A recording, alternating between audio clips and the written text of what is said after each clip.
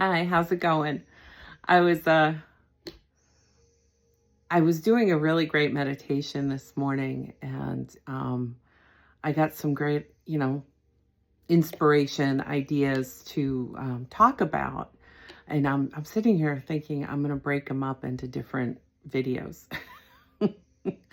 So we'll see how it goes, because I usually just kind of go with these videos.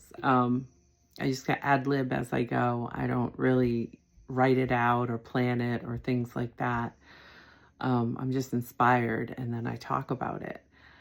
Well, I'm going to start with this and we'll see if it segues or if I'm going to make a separate video. But if you get two videos of me looking exactly like this, it's probably because I made them back to back. just a heads up. So in any case, the first thing I wanted to talk about was I was watching a reel today, and I don't know where the original quote came from, but the guy in the reel that made the reel was like super excited, and he was like, this was transformative for me. And he shared what the statement was, but he didn't quote like who originally wrote it. But I'm not going to take credit because it wasn't mine. I heard him say it and he heard it from someone else. But I really love what it's saying, and then I'll go into it a little bit. But basically, how he quoted it, if you will, he said something like, your intuition. How did he put it? Yeah, I think it was, your intuition speaks to you in statements, whereas anxiety and fear speaks to you in questions, right? And he was going on about how that was so transformative for him. I love it.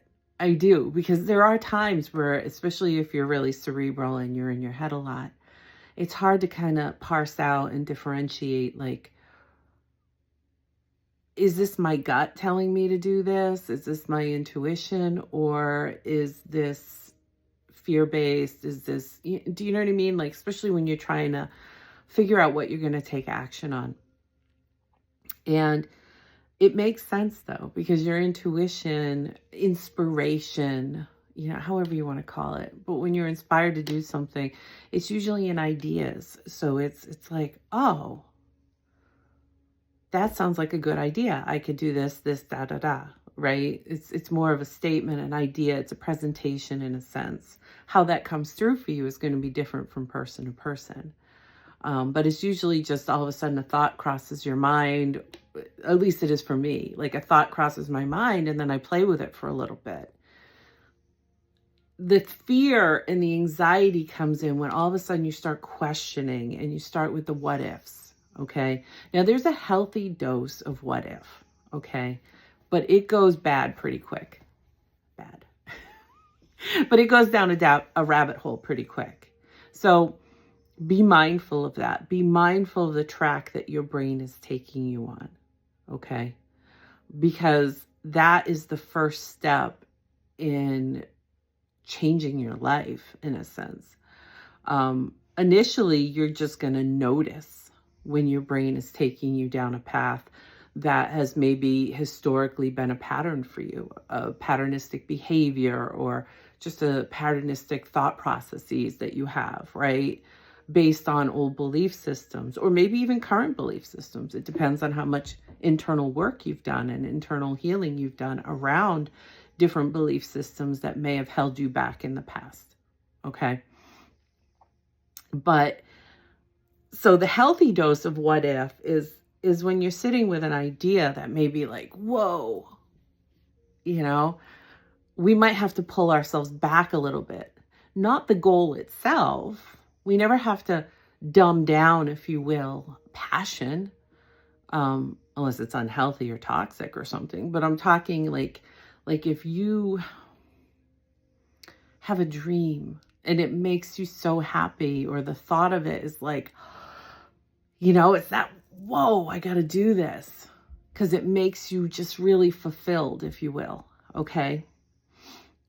Then never dumb that down. But you may have to take it in incremental pieces, right? It may not be all or nothing. most things aren't, right? So it may not be a one and done. It may be, all right, how do I break that down into steps so that I can ultimately still get to my goal? But that's not going to be like the first thing. So honestly, if you think of kids right out of college, right? They think, wow, I just did 4 years or 6 years or however many years of college. And they think of landing their dream job. Well, you still got to work for it, right? Regardless of how educated you are, once you get out there, there's dues to pay, if you will. Maybe not financially, but definitely you have to have the tangible experience. You have to be out there doing it. Knowing it isn't enough. Now we have to apply it, right? Which is that intentional action. We don't have to wait with a lot of things until we deem ourselves ready.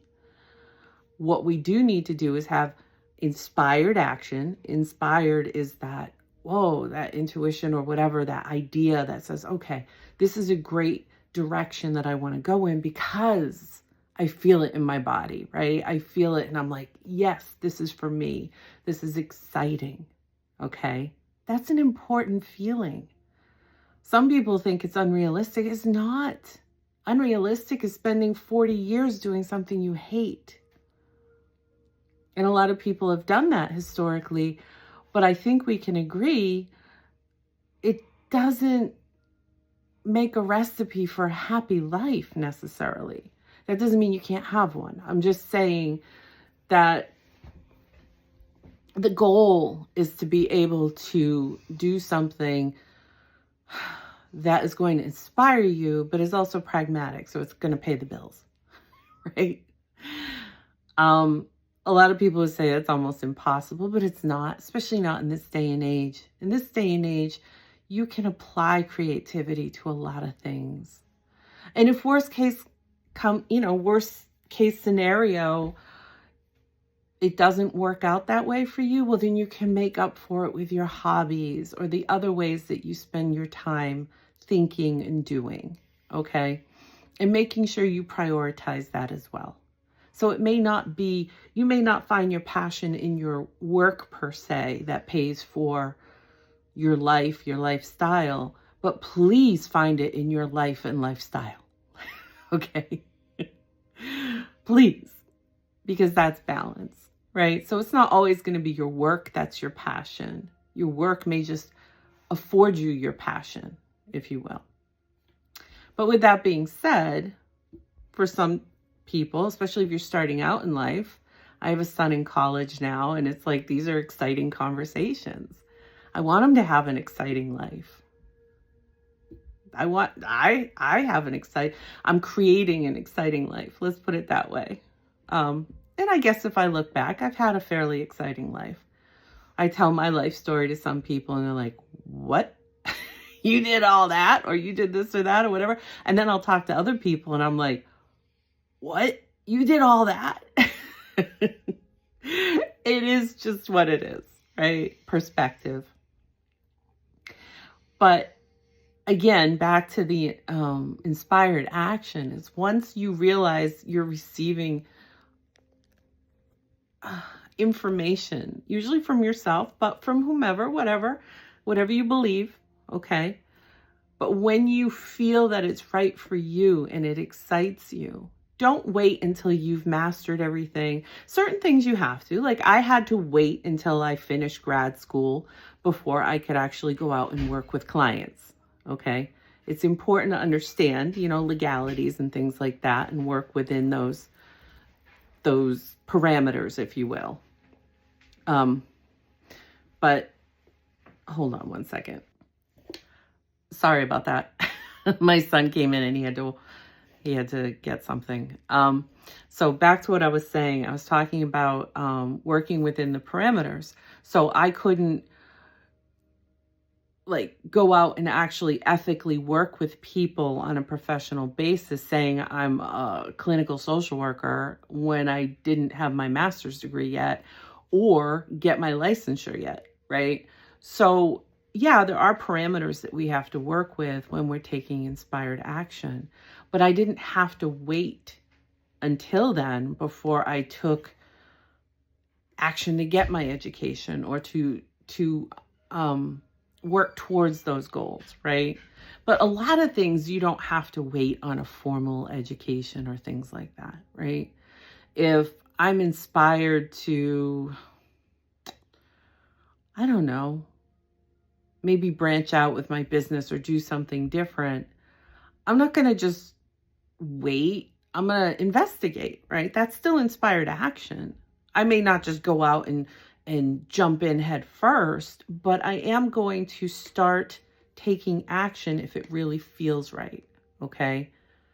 Again, those statements of this seems interesting, and then sitting with it and saying, oh, that is interesting. Let me pursue that further, right? But when those fears kick in, like if someone has imposter syndrome, if you will, where you are inspired to do something, but then you think of everything that could go wrong.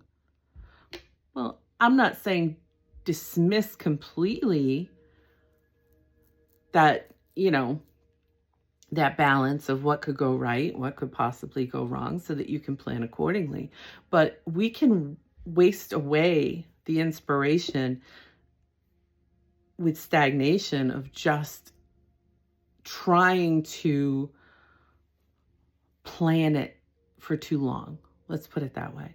If we're long-term in planning mode and we're not taking any kind of inspired action towards it, you can kill the dream. Okay? Like if you're inspired to reach out to somebody, but you think, well, what if they're this, or what if they're that, or what if, did all the what ifs, and then before you know it, it's like months later, and it's like, oh, yeah, I'm not inspired to talk to them anymore. And my point with that is sometimes that works out in your benefit because, but the point with that is if you were inspired in the moment, when we're present in the moment and we're paying attention, amazing things can come from that. I've been inspired to reach out to people, and I do, and they're like, oh my God, I'm so glad you reached out. You wouldn't believe it, but I was thinking about doing something like that, or, things like that. So oftentimes we get in our own way when we don't listen to those statements of inspiration or intuition, and instead get caught in the anxiety and fear of what could go wrong. Now, again, discernment. I might be inspired to jump into a pool, but I might want to double check and make sure there's enough water, and then I'm not going to go down and hurt myself by accident. Okay? So that's different from assumptions. Okay? Or those fears that we have that are ingrained in us that were either put there or, well, they're all put there, but sometimes it's by ourselves, right? Based on how we integrate our experiences and the beliefs that we feed. So again, now this will segue into my next video, which is that piece of recognizing the patterns. When you can see the patterns and step outside of them a little bit and look at it almost as like, wow, I'm seeing this play out, and I know that historically this is how I would react, this is what I would do with this, enters progression that says, now I have a choice. Okay. Now I have a choice. I'm going to leave that there. But I do absolutely love that statement. Intuition, inspiration speaks in statements. Fear and anxiety speaks in questions. It's just one more tool to use when trying to observe your thought processes, your behavioral patterns. Are they serving me? Are they even necessary? Or is this just a pattern of mine? And then what do I do about it? I don't need to just sit here and think about it. Believe me, I'm very cerebral. So I'm always in my head. However, I think that serves me because I make sure that I balance it out with action too. And I try to find these patterns of, am I stuck here? What am I doing? Is this serving me? How do I move forward? So hopefully for you, this helps. Feel free to like, share, subscribe, and I'll talk to you soon. All right. Bye.